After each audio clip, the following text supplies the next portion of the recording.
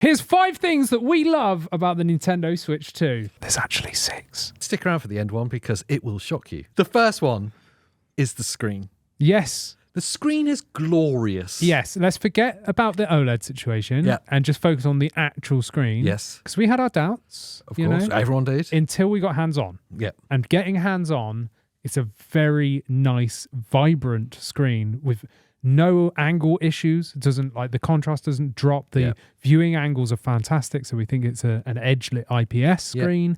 Really, really nice. But those specs, man. The specs, the size, 7.9 inches, VRR G-Sync, 120 hertz, HDR. In a Nintendo handheld device, you couldn't get those specs with an OLED panel. No. You definitely couldn't get it in a £400 device. No.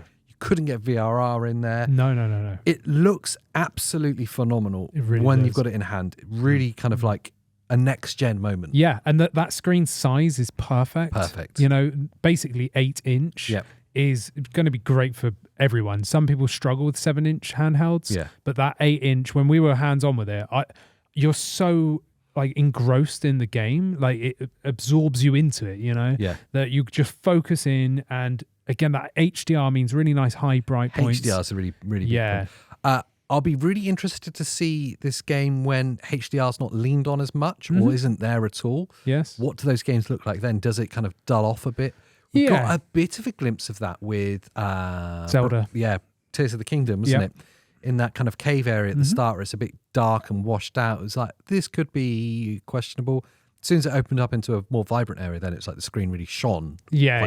You saw that HDR, like, you know, light up, and it was really nice. I think for us all, we've said it a lot, but just to reconfirm, I would take the specs of screen over an OLED right now.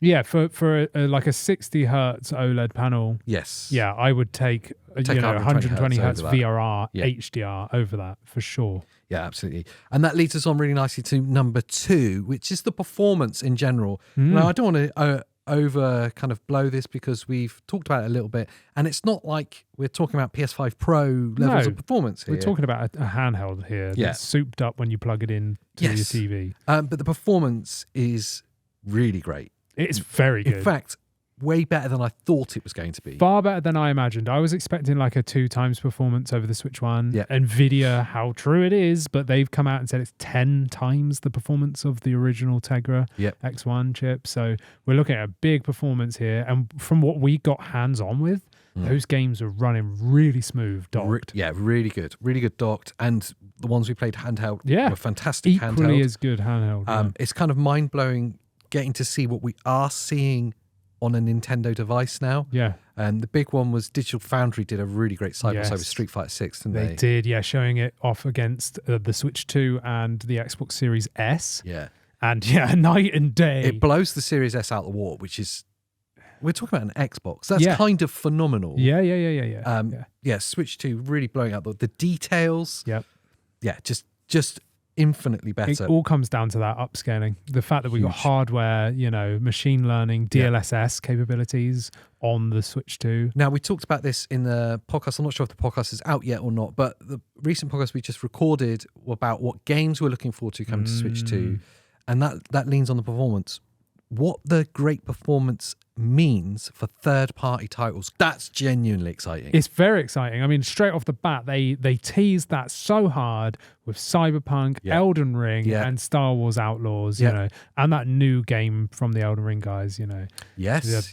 Bloodlust or whatever it is. Yeah, that's it, Dusk Bloods. I don't know. Blood Dusks. Just say a word and I'll agree. Vampire People. That's the one, yes. That's the one. The Vampire People 5. Yes. Yeah, that's it. Yeah. So super excited for that. Just super excited for what games we're going to then see coming ported over because the performance can handle it. Yeah. We can see that in certain scenarios, at least, it's outperforming the Xbox Series S. Yeah. Which I would say in certain games, it's probably going to perform. I've got to be careful what I say now.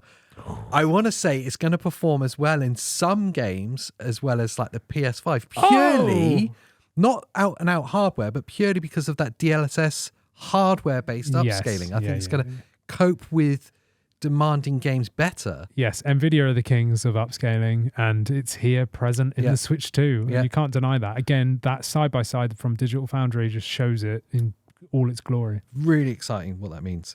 Okay, on to a more prickly topic. That was a hard one to say. I like it. Digital games. And I love this about the Switch 2. Yes. Because Nintendo have finally given us a reason to buy digital games over physical. Yes. Because now digital games are cheaper. I know. It's only taken the entirety of gaming history for this to become a thing. And what's really interesting is that we've seen recently the update from Microsoft about Xbox games going up to $80 at the end of the year for both physical and digital. So Nintendo are bucking the trend here, which makes it even more of a reason to be excited for this generation. Yep. Digital games are cheaper. Yes, by like 10% or so. Yeah. You know, a noticeable amount. Yeah, absolutely. As a physical collector, I've been struggling with this recently. Like, do I go all digital? It's a lot more convenient and blah, blah, blah. I just needed a good reason. And quite often, as we've talked about a lot, you can buy physical version cheaper in a shop because they've got a sale on or whatever reason. Yes. You can quite often find the physical version of the game cheaper than RRP. So then the digital version's more expensive. Yeah. It makes Never no made sense. any sense. There's no reason for a digital version to be more expensive. No because way. There's no manufacturing, distribution, and all that kind of stuff. Yep. So the fact that they've actually made it cheaper now is crazy. Like Mario Kart, for example, here in the UK, physical version is £75. Yeah. The digital version is 66. Yeah. It's So significant. It's a big discount. Yeah. Yeah. It's just really lovely to see. Okay. If I said to you that the Nintendo Switch 2 is the most versatile console ever made, Wow. would you think I'm being hyperbolic? No, No. because I helped you write this list.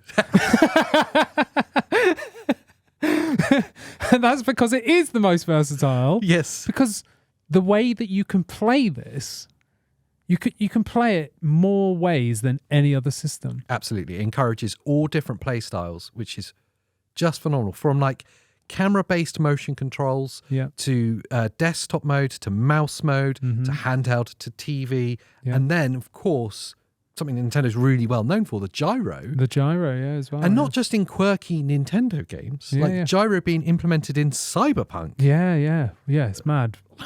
So we might then see it in games, like let's say Oblivion, if that comes over remastered to the Switch 2. We might have gyro controls for the I would love gyro. I'm not a big fan of gyro controls in general. I don't typically lean on them, but I think in a game like Oblivion, it would be amazing. Yeah, like first-person memelee. It'd be that'd be cool. Absolutely, it'd be Doom fun. Dark Ages, if that comes over, which it's going to. Yeah, all that kind of stuff. I just think the possibilities here are almost endless, especially with that addition of mouse mode, which we got hands on with, and it's more than a gimmick. It genuinely works. Yeah. We've got a whole video on it. Check it out. Actually, mind-blowingly good. Yeah, really, very good. I don't know how Nintendo have managed just to make like the best in class of everything. It's nuts, isn't it? Like you said, playing docked, playing handheld, playing tabletop mode. You've got the mouse mode, gyro mode, camera controls, and you've got like Pro Controller or Joy-Con sort of mode. So there's so many different ways that you can experience this. It's pretty phenomenal. What was supposed to be 5 and final, but Andy added a 6th because he can't count. That's 5, right? Right. It's Nintendo's focus on community, and specifically we're talking about Game Chat. Yes.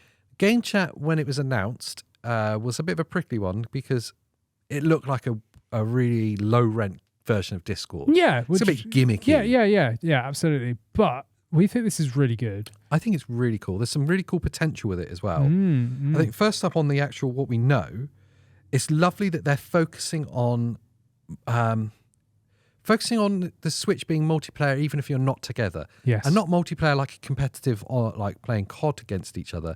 As in like you're playing together. Yes. Yeah. Multiplayer with your friends. Yes. And it's a social activity. Yeah, even regardless of if you're playing the same game or not. It's a beautiful thing. Yes, it's very good. The screen sharing thing, on first blush, they can get rid of. I'm not fussed about if I'm playing the same game as you at the same time. If we're both playing Mario Kart, let's say. Yeah, I don't really care what you're But I'd love doing. to talk to you. Yes. That's cool. Yes. That'd be funny. Yes. I don't want to see your screen. No. And it looks rubbish. Yeah, I don't care. Yeah. But you were kind of highlighting a fact of what could be really interesting about screen sharing.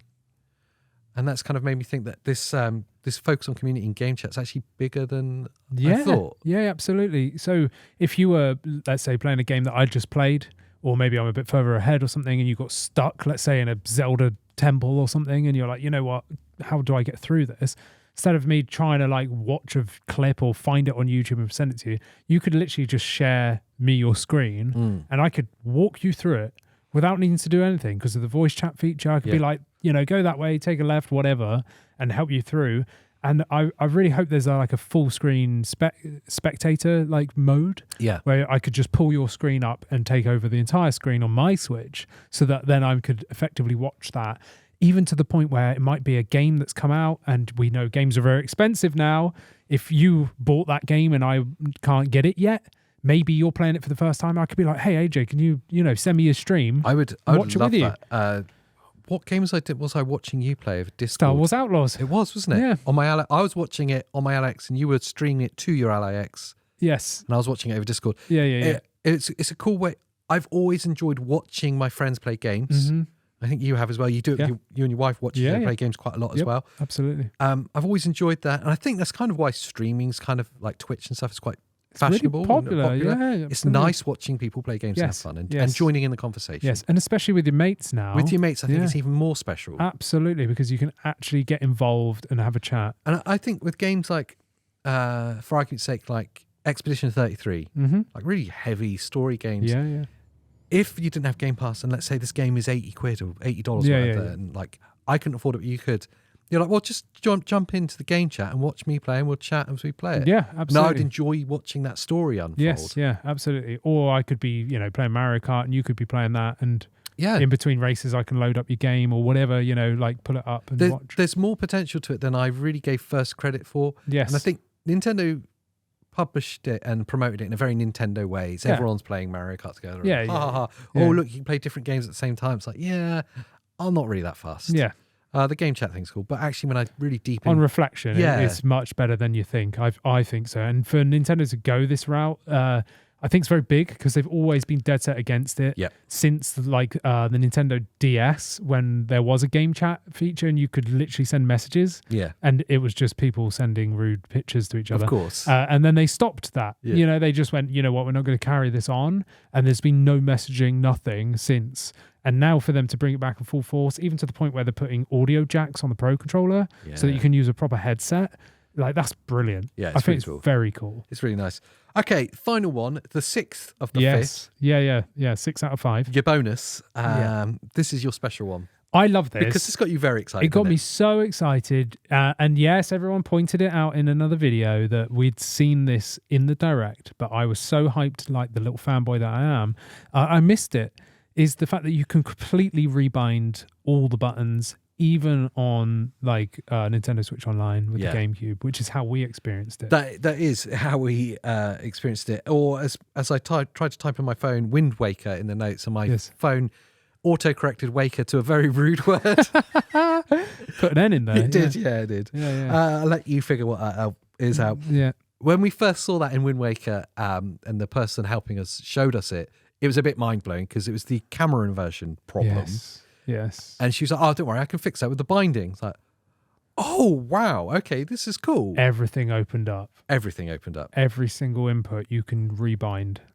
Again, for Nintendo, it's a really big thing. Especially on the Nintendo Switch Online side. Because those games are kind of, I thought they're fixed, kind of emulated, they're stuck. I didn't even think that they would let you do that. And we've started Wind Waker, and I hate the inverted camera, but switched it over in no time at all. She did it in like literally seconds, and then the game became playable. Yeah. So you can just rebind on the fly, and it will be the same with the rest of the first party games and stuff as well. It's huge, and it's kind of indicative of everything about this Switch 2 generation. It's like Nintendo. It's the Nintendo Switch on steroids. They've just they've listened to almost everything people said they would love to see and just done it all. Yeah, it's almost like they've released the Nintendo Switch 2. It's like a new generation of Switch. Yeah. Wow, that's amazing. I hadn't thought about it like that. Yeah, no, I hadn't either. It's great. There's way more than those 5 or 6 things to love about the Switch 2. We've covered a lot of them, obviously, but we wanted to take a kind of like a bigger view, a step back and go, what's the things that are sticking in our minds right now? Yeah. I'm sure you've got some others. Let us know down in the comments down below, especially if you love the price. Yes, absolutely. And make sure you check out all of our other Switch 2 coverage. We've got in-depth videos about pretty much everything. Yeah, smashed up there. So until next time. Bye.